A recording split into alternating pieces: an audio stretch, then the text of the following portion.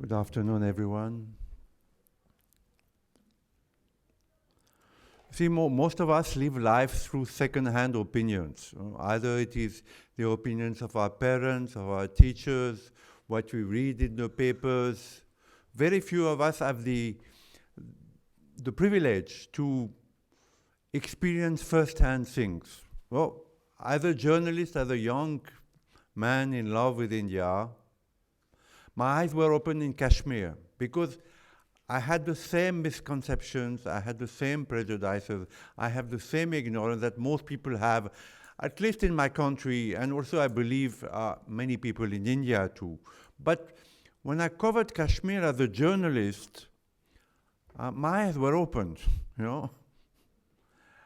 And I have never forgotten. I know that many of my co-panelists will disagree with me. But what I saw in Kashmir was that a religion in the name of its God, which is omnipotent and the only true one, can shut out brothers and sisters with whom they lived more or less in harmony for centuries in the name of that one and only true God. You know, the beautiful thing about Hindus is that I'm married to a Hindu, by the way. She's half Hindu and half Sikh. Is that they can accept that God manifests as he or she, that he can come at different times, you know, during the entire history of humanity with different names, having different scriptures. You know, so it could be Muhammad, it could be Krishna, it could be Jesus, could be Zarathustra. So Hindu accepts that. You know, my wife, when she goes to Paris, and my father is a staunch Catholic, she can go to church. She doesn't feel she's committing a sin. But I see today the new converted Christians, Indian, I'm talking about India, the newly converted Christians, they are more radical, they are more fanatic than the Christians were 200 years ago in my country, France.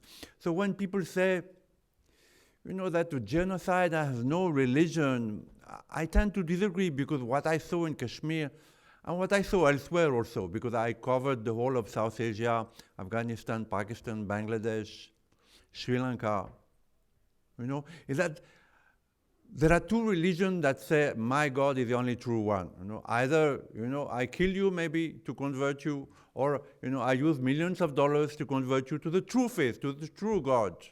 And this is still true. This is a genocide. You know? There might have been physical genocide, but the genocide that is happening today towards the Hindus, you know, is still very much there. It may be done, you know, with dollars, or it may be done with love, what they call love jihad, but it's still happening today. You know? So I'm talking out of experience. I'm not saying, oh, I read it in the paper, or my father said. I come from a Catholic family. You know, I'm a non-Indian, non-Hindu. Whatever ideas I got them on the ground here in India. I met them on the ground, you know, seeing people. I made my own judgments. I made my own conclusions. The genocide of the Hindus is the greatest genocide ever in the entire history of humanity. There is no doubt about that. You know, there's absolutely no doubt, because after Kashmir, of course, after what I saw in Kashmir, I started studying Indian history, you know, the real Indian history, not the one that is taught in the schools, Indian schools today. You know, and people like Aurangzeb and Tipu Sultan, what they have done to Hindus in the name of that one true only God is amazing. You know? It's amazing. It's a genocide that runs it, you know. People have said 100 million Hindus died from the Hindu Kush till Mumbai 2011. Most probably true. On the Hindu Kush itself, you know, 1 million Hindus, I mean, even the Encyclopedia Britannica admits it. You know, 1 million Hindus died on the Hindu Kush, you know, taken as slaves, out of cold. Now, you know, when you perceive truth, sometimes you go against the current. You go against what is politically correct. I remember, you know, when I was covering Kashmir, say from 87 till 2000, you know, every foreign journalist was in Srinagar in those days. There was only one hotel which was open. It was called the Aduz Hotel It was on the bank of the Jhelum River. So all of us were in Kashmir. But in those days, everybody used to say, the Indian government is lying. Pakistan is not sponsoring terrorism in Kashmir. Mark Talley, who is a very respected man and no doubt a very nice man also, was a leader of that sort. Rubbish. Pakistan is not sponsoring. Pakistan is not arming. Pakistan is not taking, these militants beyond the border and training them and sending them back with weapons. And everybody said, yes. The Hindustan Times, the Times of India, everybody, everybody said, yeah, of course, Mark Talley cannot be wrong. But I knew it was true. It could not be possible otherwise. I saw the first killing, of the Hindu leaders of the Kashmiri Pandit community. I was there. Some of them I had interviewed. I saw them killed. I saw Hindus fleeing, in 3-4 months, 350,000 Hindus fleeing their homeland, leaving their houses, leaving their ancestral land, becoming refugees in their own country. It is an ethnic cleansing. Now, I don't know about, Bangladesh. I was too young for at that time, but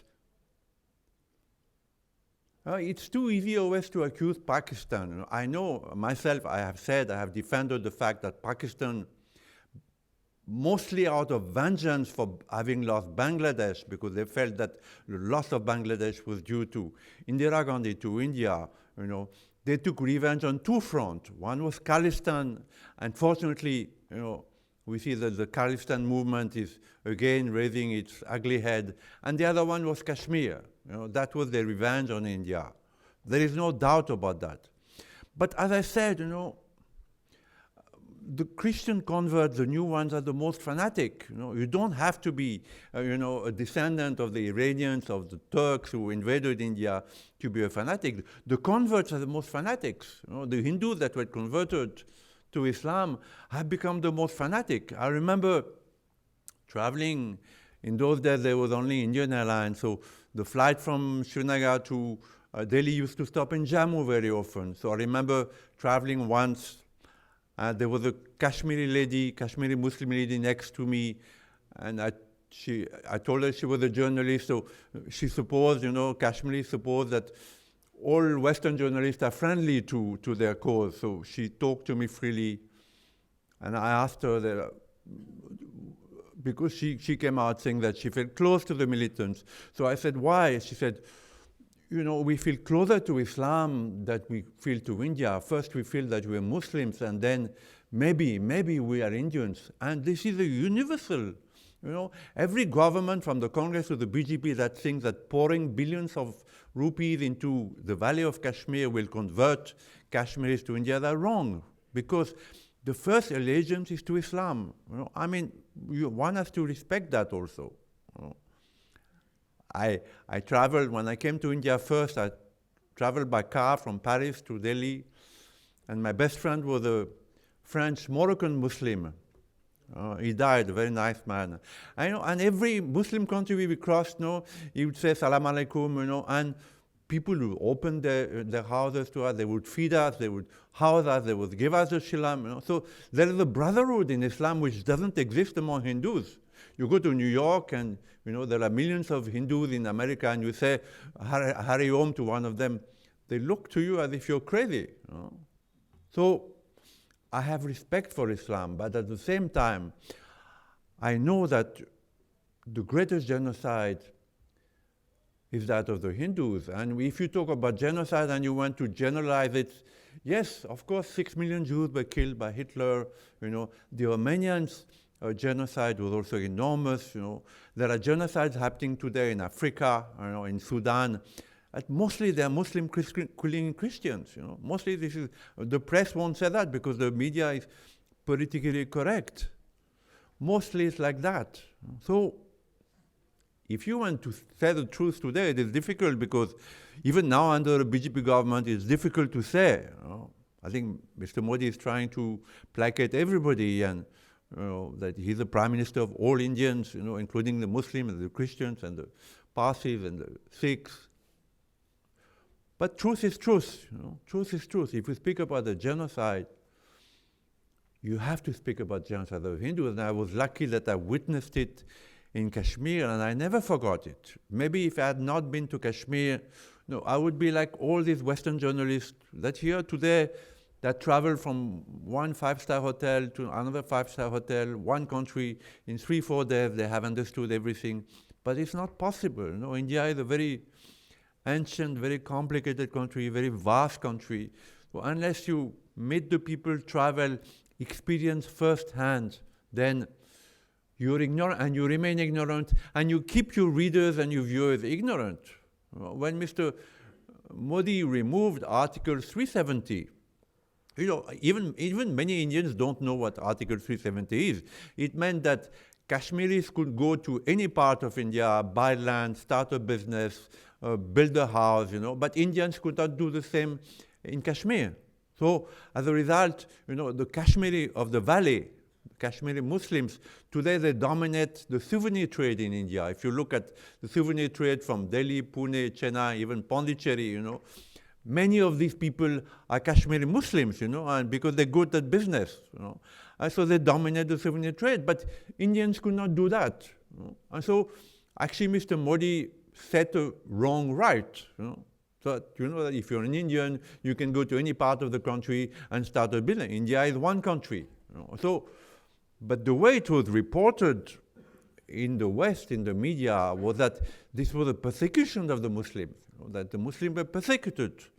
No, you know, a journalist, a good journalist, you know, does some background work, you know, and explains, you know, the entire picture. You know, you have Ladakh, which is predominantly Buddhist, and you have Jammu, which still has a majority of Hindus, and then you have the Valley of Kashmir, where there were 1 million Hindus in 1900, and today there may be, you know, 20 or 25 left. The Valley of Kashmir, which is today 99% Muslims. So I'm a good journalist, so I explained that. Then I explained that what was Article 370, you know, that, you know, Muslims could go to any part of India, and they did indeed, but, you know, the rest of India could not go to Kashmir, especially to the Valley of Kashmir, which remains a very dangerous place, you know, which was when I was covering it, and remains today a very dangerous place.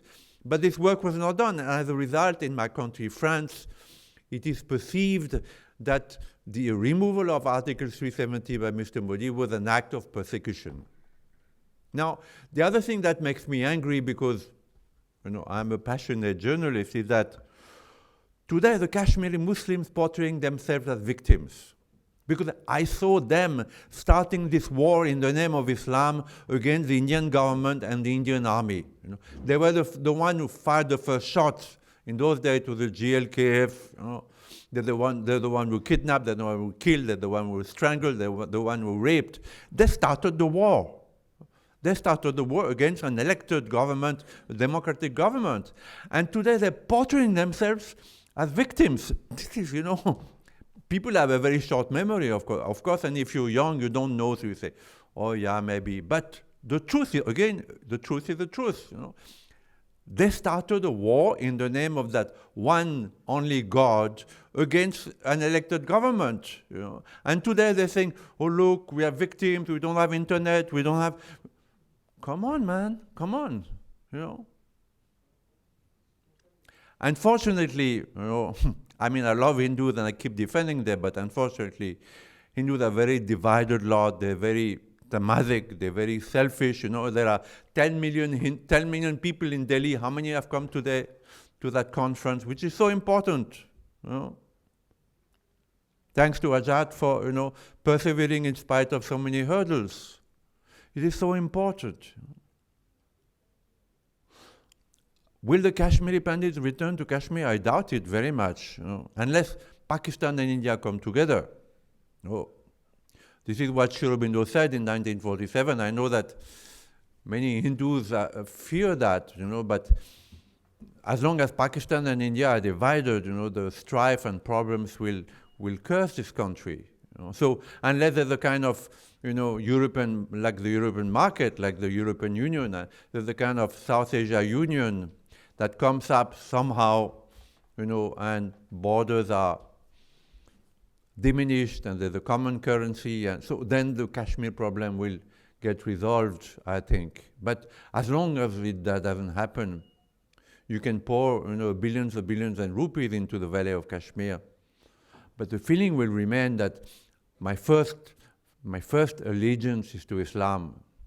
My first allegiance is to Islam. Even the moderate, this lady was a very nice lady, She was taking her daughter to a convent in Jammu. She was a very nice lady. She was not a, fanatic. My first allegiance is to Islam. This problem is insolvable. You cannot solve this problem. So we come to this one world family, We need to accept each other. Islam needs to recognize that, I remain a true Muslim. I remain faithful to my religion, to my creed. But I accept that my neighbor may worship another God. When this happens, then also there is hope, there is light. But at the moment, I don't see it happening. The same is true of Christianity. Though in the West, I think my family is Christian, so I can see that they come to India, they can come to a temple, they're accepting, But still, the Christianity has a strong belief is that ours is the only true God. We need to convert you. We need to convert you. And for that, we will pour millions. I mean, I live partly in Tamil Nadu, and I see, the statistics say there are 3-4% Christians, but at least 15% Christians in India today. Tamil Nadu, Karnataka, Kerala, Andhra Pradesh. So the conversion are happening, with billions of dollars. I give you free medical, I give you free schooling, I give you a free loan. This is also a genocide because the culture gets affected. And then they tell you, you cannot wear a putu, you cannot do puja, it's a sin. You cannot enter a Hindu temple, it's a sin. It's also a cultural genocide. So genocide is a very vast subject. It's a bit sad that there are so few of you today. I believe that in this world today, India holds the knowledge that is necessary for the world to survive. The world cannot survive without knowledge that India holds. Why am I born? Why do I die? What happens? Why am I reborn again? What is Dharma? What is Karma? What is an avatar? As I said, how God manifests herself or himself at different times using different names, This is a very precious knowledge that once roamed upon the world, from Greece to Egypt to Mesopotamia, people knew. But now, the world has been taken over by monotheism, by the thing that I am the only one who holds the truth. And I need to convert you when necessary, by killing myself, by sacrificing myself, So it's very important that this knowledge is defended. And it's under attack everywhere. So the genocide is something that we all need to fight. Thank you very much.